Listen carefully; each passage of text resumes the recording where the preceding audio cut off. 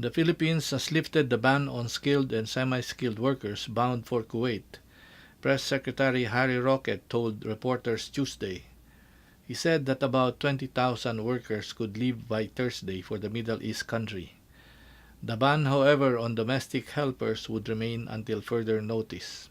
The partial lifting of the country's ban came after Manila and Kuwait signed an agreement on the employment of domestic workers last Friday. In a speech in Marawi City before the forging of the labor deal with Kuwait, Duterte said he was informed that the conditions he set for the welfare and protection of Filipino household workers were acceptable to the Kuwaiti government. He cited the conditions which should be included in the agreement.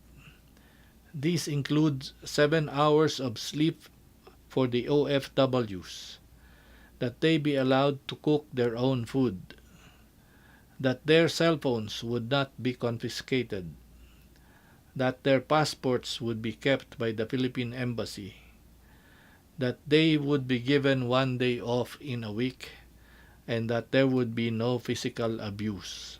In case there is a complaint, he said, the OFW should be given access to call up the special police, especially assigned for Filipino workers. Kung inaabuso sila, makatawag sila sa number.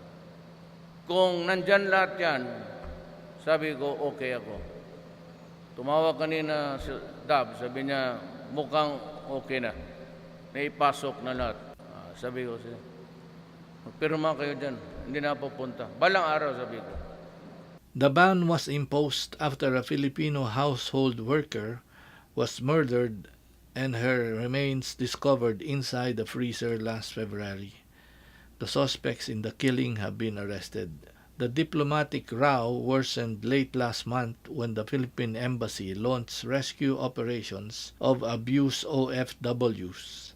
The video of the operations was even released to the public, which led to the expulsion of the Philippine ambassador to Kuwait, Rene Villa, and the recall of Kuwaiti envoy to the Philippines.